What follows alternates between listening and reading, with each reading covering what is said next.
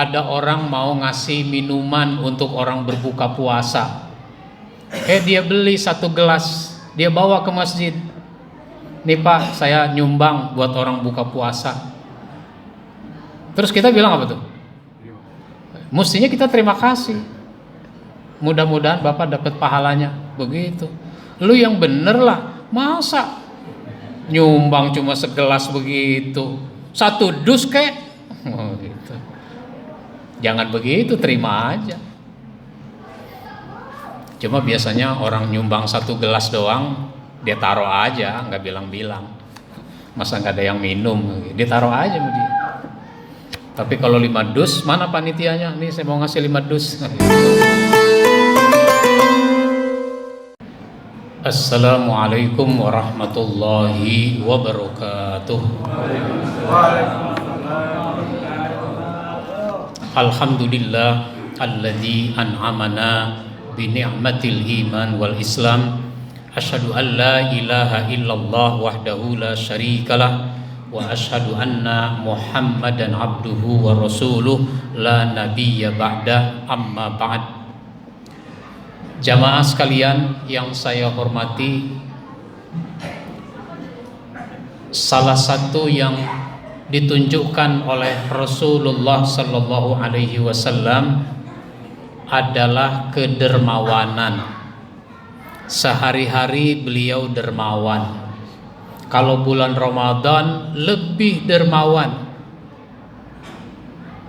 Kalau kita kadang-kadang bulan Ramadan dermawan, bulan-bulan lain pelit. Enggak sedekah Pak, nanti aja bulan Ramadan pahalanya gedean. Ada nggak orang begitu Pak? Maka pada malam ini kita bahas siapapun bisa sedekah. Ada nggak yang merasa nggak bisa sedekah? Semua orang bisa sedekah. Apa itu sedekah? Sedekah itu dari kata sodako. Sodako itu artinya benar.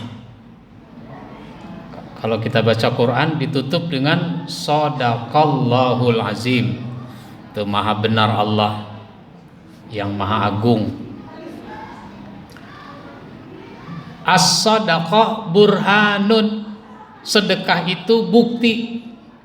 Bukti apa? Bukti kebenaran iman. Karena kita sudah beriman, sudah ngaku beriman, buktikan keimanan itu. Salah satunya adalah sedekah. Oleh karenanya kita diyakinkan bahwa semua kita bisa sedekah. Kenapa? Karena sedekah itu bisa dilakukan dengan harta, bisa juga dilakukan tanpa harta. Saya nulis buku kecil, itu judulnya Siapapun Bisa Sedekah. Orang bisa sedekah dengan harta. Dimulai dari sedekah pada diri sendiri. Karena kita ini punya kebutuhan, makan, minum dan sebagainya, itu kebutuhan kita. Maka penuhi kebutuhan itu juga namanya sedekah kepada diri sendiri. Kadang-kadang kan ada orang pelit sama diri sendiri. Bagaimana tuh pelit sama diri sendiri? Makan mah nasi sama kecap sama kerupuk jadi. Yang penting kenyang. Ikan bisa beli, kenapa nggak beli ikan? Daging bisa beli, kenapa nggak beli daging? Sayur bisa beli, kenapa nggak beli sayur? Buah bisa beli, kenapa nggak beli buah? Pelit sama diri sendiri. Ada orang begitu Pak. Apalagi kalau orangnya suka ngerokok. Orang suka ngerokok itu suka ngomongnya apa? Gua mah mendingan kagak makan daripada kagak ngerokok. Ada yang begitu Pak? Yang mana orangnya? Nah. Mana lebih penting makan sama ngerokok? Ya buat dia mah lebih penting rokok daripada makan. Nah itu. Apalagi menafkahi keluarga itu juga sedekah. Menafkahi istri, menafkahi anak, ngasih makan anak itu sebenarnya bukan tugas negara. Sebenarnya ya kalau mau ngasih makan ngasih aja kan gitu. Ngasih makan anak itu bukan tugas negara, itu tugasnya orang tua, tugasnya bapak. Begitu. Supaya bapak bisa ngasih makan anak, bapak tuh disejahterakan. Supaya bisa sejahtera, dia harus kerja. Supaya bisa kerja, ada lapangan pekerjaan. Sebenarnya ke situ logikanya. Cuma karena negara nggak bisa ngasih pekerjaan, nggak ada lapangan kerja, yang ada malah di PHK. Pabrik tekstil di mana itu? 10.000 karyawan. Perusahaan-perusahaan media, televisi, itu banyak yang di PHK dan sebagainya. Akhirnya negara harus ngasih makan kepada anak. Bayaran anak sekolah itu tugasnya orang tua sebenarnya. Sekarang negara ngasih anak, sepatunya dibeliin, seragamnya dibeliin. Lah orang tuanya terus ngapain? Enak juga ya jadi orang tua zaman sekarang. Nggak ngebayarin SPP, nggak beliin sepatu dan sebagainya itu. Jadi memberi nafkah kepada keluarga, istri, anak itu sedekah. Perjuangan di jalan Allah itu juga butuh dana. Maka ada namanya infak fi sabilillah, sedekah. Para sahabat itu luar biasa sedekah dengan harta itu. Dulu Abu Bakar As-Siddiq, sebelumnya lagi Umar bin Khattab. Jadi Umar bin Khattab itu datang ke rumah Nabi bawa kantong isinya uang. Ya Rasul, saya mau infak fi sabilillah. Ini diterima, dibuka itu kantong isinya uang yang banyak. Sehingga Nabi perlu bertanya, untuk kamu sama keluarga apa yang disisakan? Oh, buat kami ada segitu lagi ya Rasul. Itu artinya Umar berinfak 50% dari uang yang dia punya. Pernah nggak Pak kita infak 50% dari uang yang kita punya? Punya uang 5 juta diinfakkan 2,5 juta. Pernah nggak begitu? Nggak pernah. Sama saya nggak pernah juga.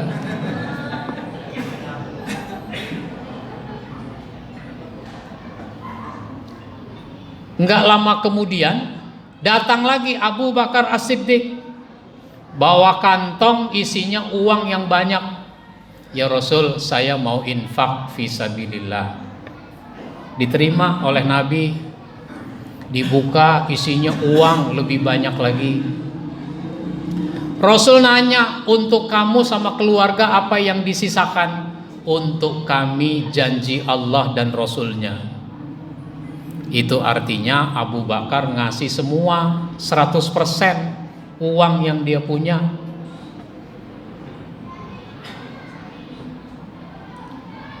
Kita nggak usah kayak Abu Bakar Pak ya.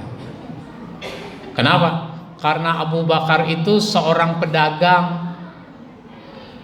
Namanya orang dagang, hari ini duitnya habis nggak apa-apa, ntar kan dagang lagi, besok dagang lagi kan gitu.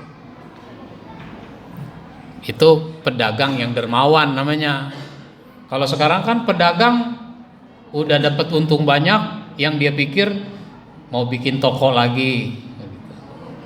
Udah dapat banyak, bikin lagi toko. Tokonya ada berapa jadinya? Banyak dia punya toko. Tapi saya suka ada orang punya toko banyak, sedekahnya juga banyak, infaknya banyak. Itu di pasar Kebayoran Lama ada toko namanya Abang Ade. Nggak tahu Abang sama Ade kali. Nah, tokonya namanya Abang Ade. Ternyata toko Abang Ade itu ada di mana-mana pasar. Di Pondok Labu ada, di Majestic ada, di Kebayoran Lama ada berapa tuh tokonya Abang Ade. Nah, tuh. Tapi orangnya dermawan. Nah, sudah meninggal. Begitu Abu Bakar As-Siddiq, nggak apa-apa, habis dagang lagi nanti. Dagang kan harus pakai modal. Iya, modal itu nggak selalu berupa uang. Ada dagang modelnya konsinyasi. Ambil dulu barang atau titip barang, kemudian dia jual. Dari yang punya barang 100, dia jual 150 misalnya. Mungkin dia jual 200. Udah laku, nyetor. Nah, itu modalnya apa tuh? Kepercayaan. Ini yang repot, barangnya habis, nyetornya enggak. Udah gitu mau ngambil lagi, kira-kira dikasih enggak? Jadi sedekah dengan harta. Meminjamkan uang itu juga sedekah dengan harta separohnya. Jadi kalau kita misalnya minjemin duit 1 juta, itu 500 ribunya itu bernilai sedekah, meskipun 1 juta balik kepada kita. Nah, ada lagi sedekah tanpa harta. Sedekah nggak pakai harta. Ada orang lagi bingung mau jalan kemana, akhirnya dia nanya, "Pak, kalau mau ke Kebayoran Lama dari sini lewat mana ya Pak?" Kita tunjukin jalannya. Nah, itu sedekah namanya. Pakai duit nggak tuh? Enggak. Ada orang lagi bingung, kita kasih nasihat, kita kasih saran. Nah, itu juga sedekah.